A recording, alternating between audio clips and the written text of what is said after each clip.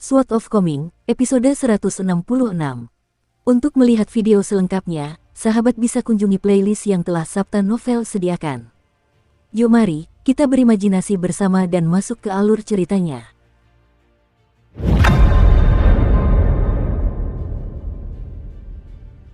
Li Changying cukup waspada terhadap Yulu yang mendekat, tetapi aura kebenaran bangkit di tubuhnya sebelum keluar dari lengan bajunya, dan dia tetap ramah dan bersahabat saat berkata, "Aku tahu bahwa kamu dan Li Huai dan yang lainnya semua bepergian bersama dari Kekaisaran Li Agung ke Akademi Tebing Gunung, dan aku dapat memahami bahwa kamu merasakan dorongan untuk membela mereka, tetapi bisakah kita bicarakan semuanya sebelum kita bertarung? Jika kau bisa meyakinkanku bahwa kau punya prinsip moral yang tinggi, maka aku rela membiarkanmu memukulku beberapa kali tanpa balas dendam." Namun, Yulu tidak berhenti sejenak saat ia terus mendekati Li Changying, dan saat ia melakukannya, ia mulai mengatakan beberapa hal yang menurut Li Changying sangat membingungkan. "Selama perjalanan kita ke sini, aku selalu bertanggung jawab atas tugas jaga di paruh kedua malam, jadi mari kita bicarakan ini lain waktu. Jika kau berkesempatan bertemu Paman Junior Li Baoping, kau bisa bicara langsung dengannya, tapi aku tidak di sini malam ini." Pada titik ini, hanya ada 5 langkah yang memisahkan mereka. Yulu melangkah lebih lebar ke depan sambil tersenyum dan memperingatkan, "Aku datang. Sebaiknya kau berhati-hati agar tidak dipukuli sampai mati olehku hanya dengan sekali pukul. Kalau tidak, aku akan berutang terlalu banyak biaya pengobatanmu, dan aku harus meminjam uang dari seseorang. Kalau aku ingin meminjam uang darinya tanpa harus mengembalikannya, aku harus menjadi teman baiknya, dan aku belum punya status itu." Begitu suaranya menghilang, ia melangkah maju lagi, dan kakinya mendarat begitu keras sehingga Li Changying bisa merasakan getaran menjalar di tanah di bawahnya. Karena gayanya diarahkan sepenuhnya ke bawah, sebagian besar getaran meresap ke dalam bumi, sehingga tidak terlalu terasa di permukaan. Li Changying sangat menyadari hal ini, dan hanya dari langkah tunggal itu saja, ia dapat menyimpulkan bahwa Yulu pastilah seorang seniman bela diri sekurang-kurangnya tingkat keempat, yang berarti ia jelas bukan lawan yang bisa dipandang rendah.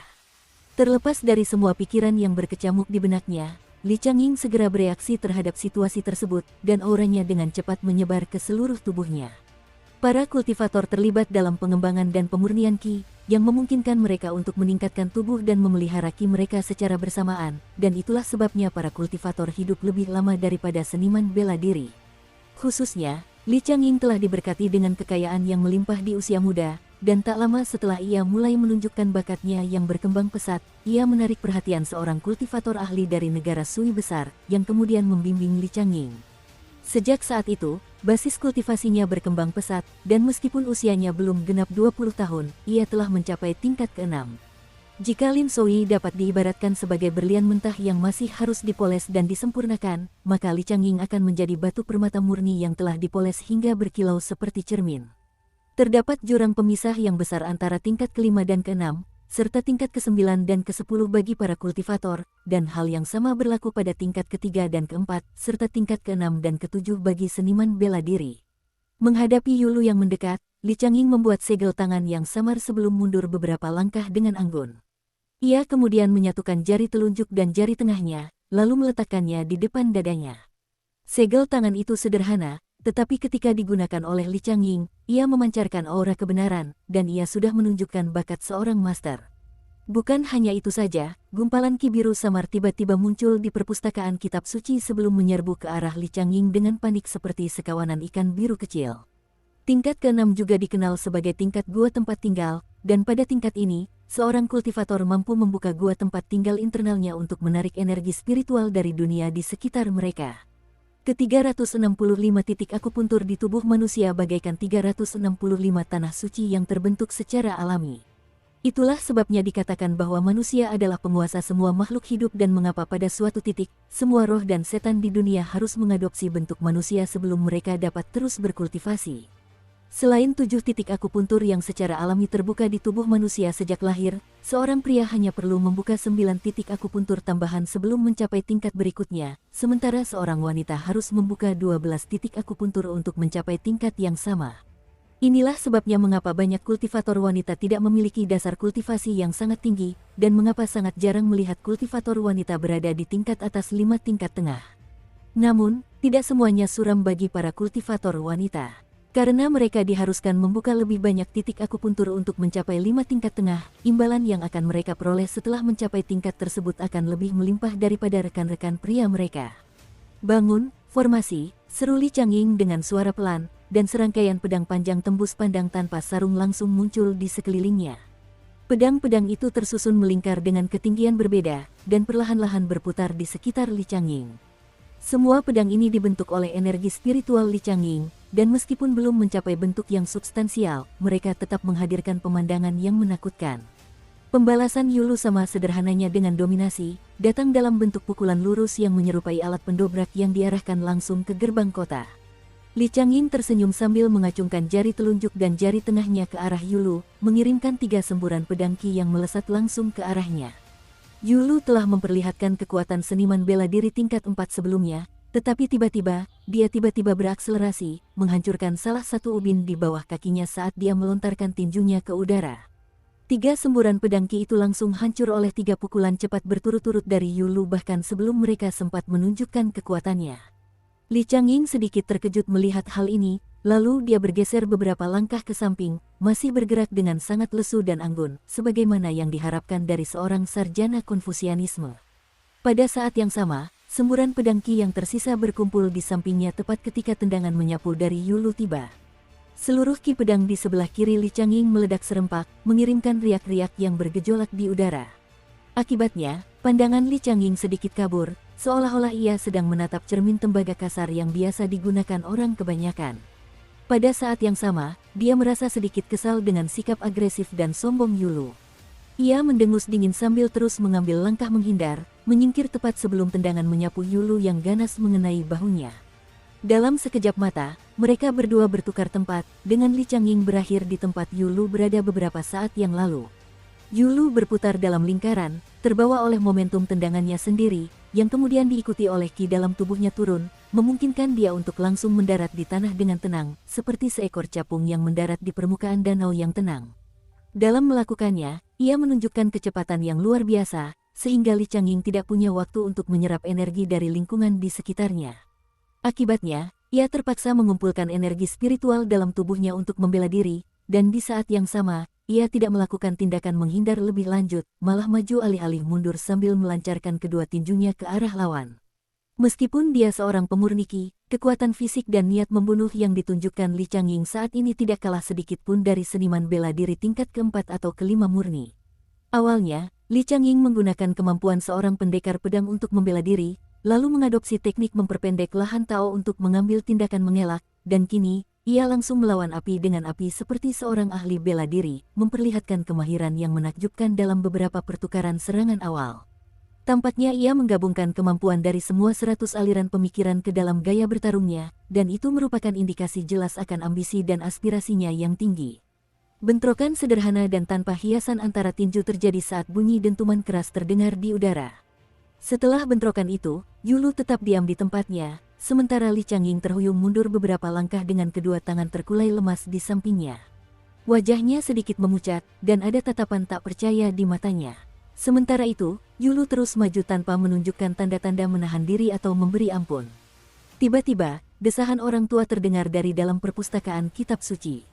Desahan itu datang dari kaki tembok yang jaraknya lebih dari 200 kaki, dengan serangkaian rak buku berdiri di antara tembok dan kedua petarung itu.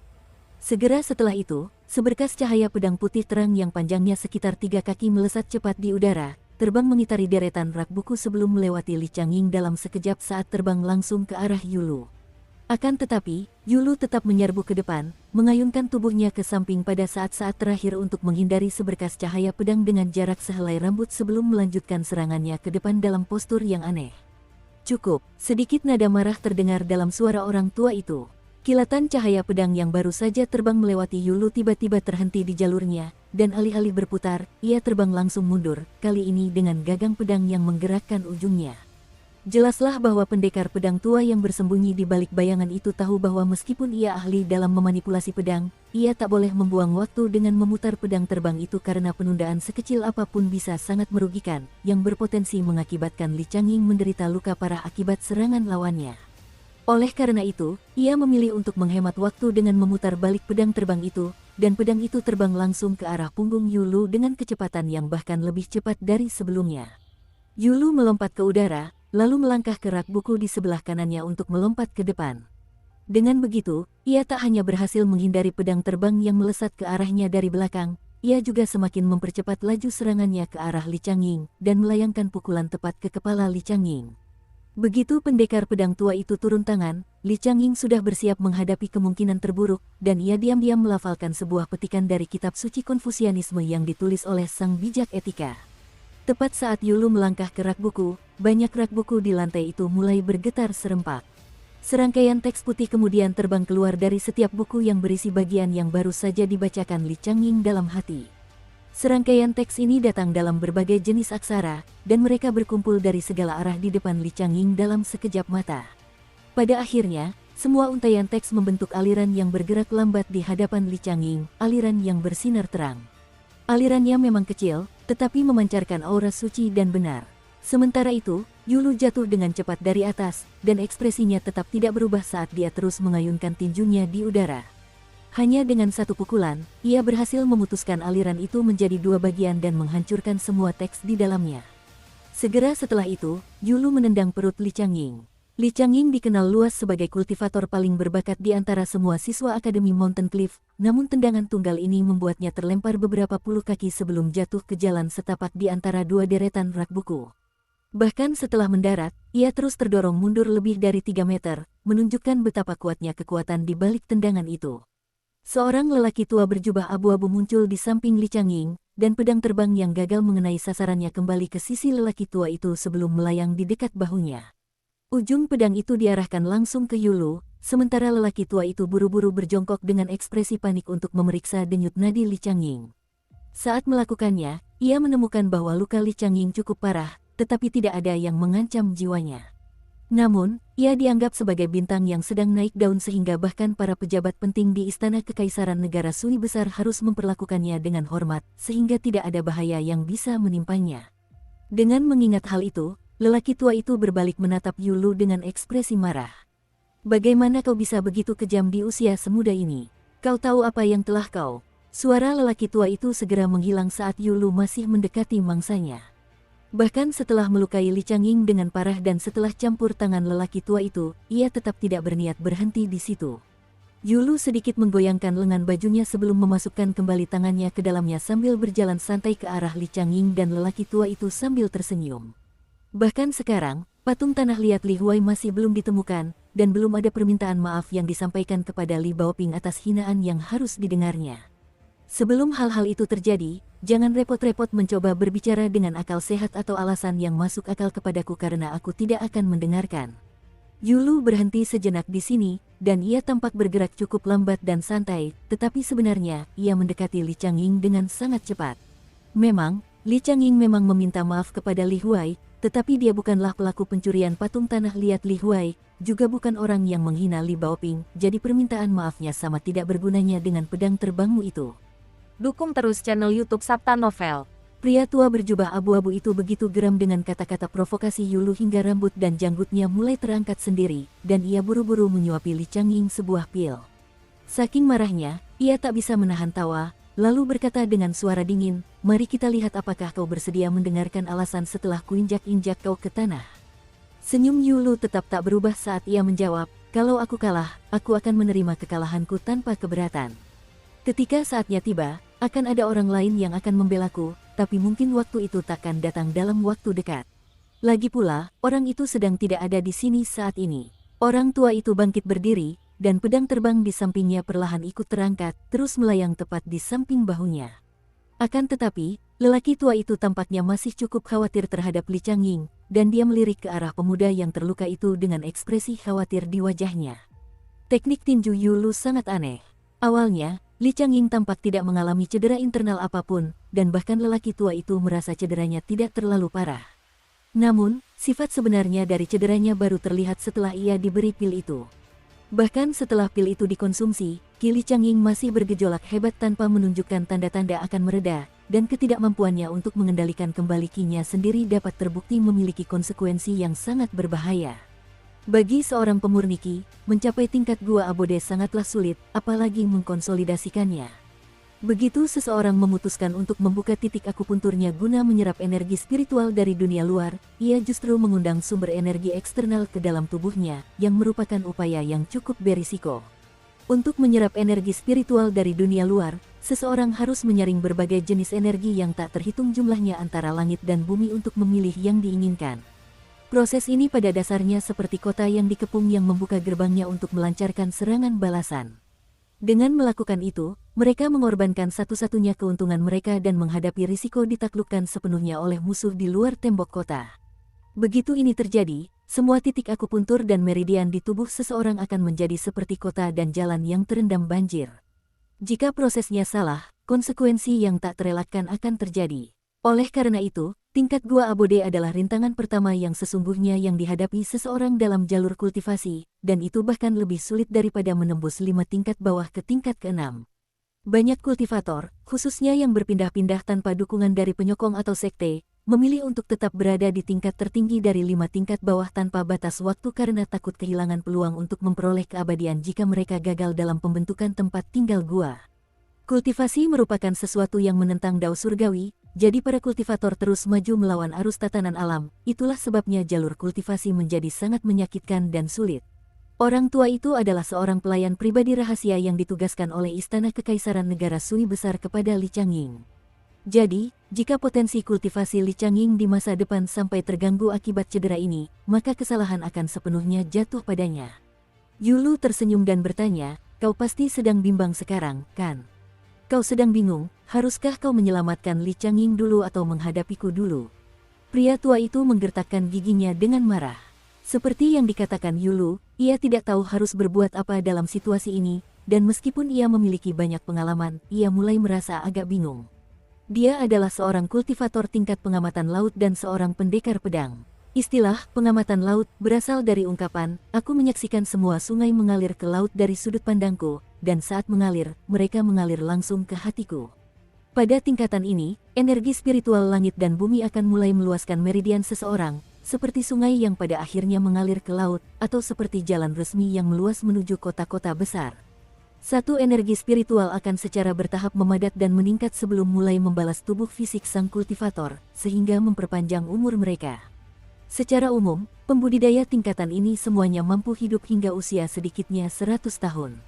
Di benua Vial berharga timur, pendekar pedang tingkat observasi laut sudah dianggap sebagai Grandmaster dalam Dao Pedang.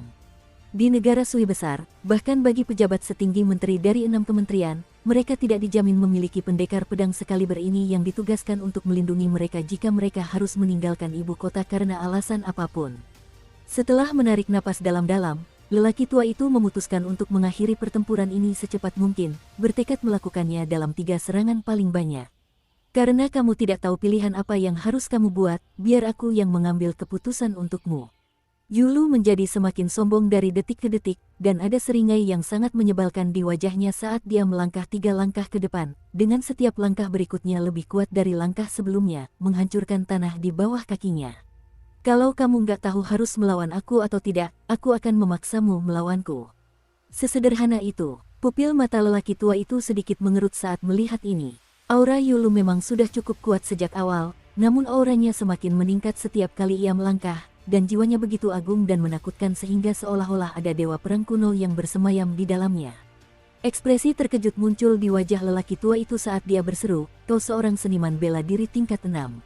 Dalam pertarungan antara kultivator dan seniman bela diri murni setingkat, kecuali untuk orang-orang yang luar biasa seperti pendekar pedang, kultivator militer, dan kultivator yang memiliki harta karun luar biasa, seniman bela diri hampir pasti akan menang. Bahkan, ada beberapa kasus seniman bela diri yang melukai parah atau bahkan membunuh kultivator setingkat di atas mereka." Orang tua itu merasa heran karena Yulu sudah menjadi ahli bela diri yang ulung di usianya yang masih sangat muda, tetapi dia tidak takut sedikit pun. Dia adalah pendekar pedang kawakan yang telah bertahan dalam banyak pertempuran di masa lalu, belum lagi dia berada di tingkat ke-7 di antara pemurniki, tingkat observasi laut. Jika dia benar-benar berniat membunuh Yulu, maka tidak akan butuh lebih dari 1 serangan untuk menyelesaikan pekerjaannya. Maka, seringai dingin muncul di wajah lelaki tua itu saat ia menyatakan, "Kau jelas-jelas ingin mati, tapi demi menegakkan aturan akademi, aku tidak akan benar-benar membunuhmu. Aku hanya akan menghajarmu sampai setengah mati." Tampaknya Yulu sedang menerjang maju dengan tekad untuk mengorbankan nyawanya sendiri, tetapi pada kenyataannya, ini tidak lebih dari sekadar akting, dan dalam hati, dia berdoa agar lelaki tua itu akan menimbulkan luka seberat mungkin padanya. Setelah menyimpang dari jalan resmi, Chen Pingan dan kedua anaknya mulai menjelajahi hutan belantara. Lebih tepatnya, bocah lelaki berbaju biru itu sedang menjelajahi hutan belantara dalam wujud ular raksasanya sambil menggendong Chen Pingan di punggungnya. Kejutan yang cukup menyenangkan bagi Chen Pingan adalah ia masih bisa berlatih meditasi jalan mountain saking gaitnya, bahkan sambil berdiri di punggung ular air itu. Awalnya, ia sering terpeleset, sehingga meditasi jalannya terus-menerus terganggu, tetapi setelah proses aklimatisasi, Chen Pingan mampu berlatih meditasi jalannya seperti berjalan di tanah datar, bahkan meskipun ia meminta ular air untuk sengaja menggoyangkan badannya ke kiri dan ke kanan untuk menambah kesulitan meditasi jalannya. Gadis kecil berbaju merah muda itu tidak berhak menggunakan ular air sebagai tunggangannya, jadi dia hanya bisa berlari di samping ular air dengan rak buku cuican di punggungnya sambil bertepuk tangan dan bersorak untuk tuannya. Pada hari ini, ketiga Chen Pingan sedang beristirahat di puncak gunung, dan mereka bertiga berkumpul di depan api unggun. Bocah lelaki berbaju biru itu mulai mengoceh lagi. "Tuan, Anda sudah di usia yang tepat untuk mulai mempertimbangkan memiliki beberapa selir dan pelayan. Sudahkah Anda mempertimbangkan tipe wanita seperti apa yang Anda inginkan?" Chen Pingan tengah menghangatkan tangannya di atas api, dan cahaya api menyinari wajahnya yang berkulit gelap saat ia menggelengkan kepalanya sebagai respons. Anak laki-laki kecil berbaju biru itu meraih api dan menarik setitik api, lalu memadamkannya dengan jari-jarinya sedikit demi sedikit, menghasilkan suara yang mirip dengan suara kacang kedelai kering yang diremas. "Kenapa tidak? Tenang saja, Tuan, bukan hanya para wanita yang kucarikan untukmu tidak akan meminta hadiah pertunangan, mereka juga akan dengan senang hati datang kepadamu dengan mas kawin yang besar. Bukankah itu tawaran yang menggiurkan bagimu, Tuan?" "Tidak," jawab Chen Pingan sambil tersenyum. Anak laki-laki kecil berbaju biru itu sangat bingung, lalu dia memadamkan api di tangannya sebelum menarik seikat lainnya keluar dari api unggun sambil bertanya, "Tapi kenapa?" Chen Pingan tersenyum dan tetap diam. "Oh, begitu, itu karena kamu sudah punya seseorang yang kamu cintai," renung bocah lelaki berbaju biru itu saat secercah kesadaran muncul di matanya. Chen Pingan melotot ke arahnya sebagai tanggapan. Anak laki-laki berbaju biru itu melanjutkan, "Tak ada yang memalukan punya gadis yang kau sukai, Tuan. Akan jauh lebih aneh kalau Tuan justru menyukai laki-laki." Tiba-tiba, secercah inspirasi muncul di matanya, dan dia memasang ekspresi feminin saat berkata, "Yah, sebenarnya, aku bisa bilang aku cukup tampan, jadi bagaimana kalau..." Kulit Chen Pingan langsung merinding, dan dia membentak, "Pergi dari hadapanku sekarang juga." Anak laki-laki kecil berbaju biru itu bergegas pergi sambil menoleh ke arah gadis kecil berbaju merah muda dengan ekspresi mengancam sambil berkata, "Hei, kamu bawa pemerah pipi dan kosmetik. Aku harus pakai." Chen Pingan menepukkan tangan ke dahinya, bertanya-tanya apa yang telah dia lakukan hingga pantas menerima hal ini. Setelah itu, Chen Pingan mencari anak laki-laki kecil berbaju biru itu seperti yang biasa dilakukannya, menantangnya dalam pertandingan tanding untuk mengasah kondisi fisiknya. Anak laki-laki berbaju biru itu mungkin sangat labil, tetapi ia lebih dari cukup kuat untuk menghadapi seniman bela diri tingkat 2 seperti Chen Pingan. Meskipun Chen Pingan jauh lebih kuat daripada seniman bela diri rata-rata di tingkat yang sama, anak laki-laki berbaju biru itu memiliki fisik seperti naga banjir, sehingga pukulan Chen Pingan hampir tidak menggelitiknya. Sebaliknya, satu pukulan darinya saja sudah cukup untuk membuat Chen Pingan terpental. Awalnya, ketika Chen Pingan pertama kali mendekati bocah lelaki berbaju biru itu untuk pertandingan latih tanding, bocah lelaki itu gagal menahan diri, dan ia langsung melemparkan Chen Pingan ke udara seperti bola meriam hanya dengan satu pukulan. Pada akhirnya, Chen Pingan baru bisa beristirahat setelah mematahkan pohon setebal kaki orang dewasa, dan bocah lelaki berbaju biru itu ketakutan, mengira ia baru saja menggali kuburnya sendiri. Namun, setelah Chen Pingan pulih sepenuhnya, ia terus menantang bocah lelaki berbaju biru itu untuk bertanding-tanding lagi. Pada hari ini, Chen Pingan baru saja menarik tinjunya, dan dia bahkan belum melayangkan pukulan, tetapi bocah lelaki berbaju biru itu sudah berguling-guling kesakitan, seakan-akan baru saja dipukul dengan sangat keras. Anak laki-laki itu kemudian, terhuyung-huyung, berdiri, membersihkan debu dari tubuhnya sambil memuji, "Sungguh pukulan yang mengerikan, Guru. Ya ampun, aura dari pukulan itu saja sudah cukup untuk membuatku melayang." Gadis kecil berpakaian merah muda itu melihat dari jauh dengan ekspresi tertegun di wajahnya. Selama ini dia hanya mendengar kalau ular air itu adalah orang bodoh yang punya kekuatan dahsyat dan punya sifat yang kasar. Tidak pernah terpikir olehnya kalau dia akan begitu tidak tahu malu. Chen Pingan sudah terbiasa dengan hal ini, dan dia menghela napas pelan sambil berkata dengan ekspresi serius, "Berhentilah bermain-main." Anak lelaki berbaju biru itu segera mengambil posisi seperti burung bangau, berdiri dengan satu kaki sambil mengayunkan lengannya ke sana kemari secara acak dan menimbulkan serangkaian suara aneh. Ekspresi Chen Pingan sedikit gelap saat dia duduk kembali di samping api unggun. Anak laki-laki kecil berbaju biru itu bergegas menghampirinya, lalu memasang senyum memuja sambil memohon, "Jangan marah padaku, Tuan. Aku akan serius mulai sekarang." Chen Pingan melambaikan tangan sebagai jawaban. "Itu tidak ada hubungannya denganmu. Aku hanya sedang memikirkan sesuatu." "Kalau begitu, mari kita lanjutkan setelah kamu sempat memikirkannya," jawab anak kecil berbaju biru itu. Larut malam, Cui Chan mulai mendaki Gunung Eastern Splendor, sambil terus mendesah dan mengeluh kepada dirinya sendiri. Tiba-tiba, sebuah suara bergema di benaknya. "Apa yang kau lakukan di sini?" "Aku di sini atas perintah guruku," bentak Cui Chan dengan nada kesal.